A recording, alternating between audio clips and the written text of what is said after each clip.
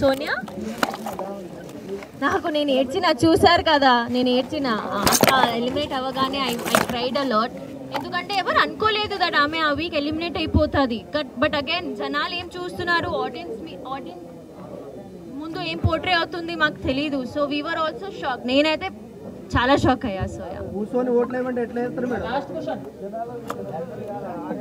Guys please last 2 questions. Question సీదా first నుంచి last దాకా, అంటే బేబక్క నుండి మీ దాకా ఊకే సముద్రం కన్నీరు గారుతుంది. అది ఓవర్ యాక్టింగ్ అనుకోవచ్చా, జెన్యున్ అనుకోవచ్చా? అది జెన్యున్ అండి. I don't think so. ఏడవడం ఇస్ నాట్ అ వీక్నెస్, ఇది మా అందరికీ తెలుసు.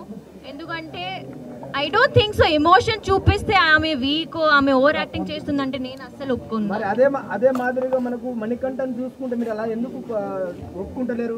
మణికంఠ నాకు బ్యాక్ స్టాప్ చేశాడు అని నేను కోపం అయ్యాను ఆయన మీద. మిగతా అన్ని ఆయన చాలా పర్ఫెక్ట్.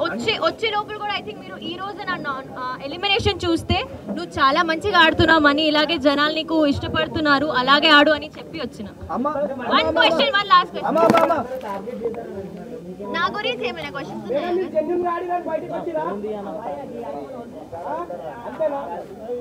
I don't know. మీరే నాకు ఓట్ చేయలేదు, సో నాకు తెలియదు. కానీ నిజంగా నాకు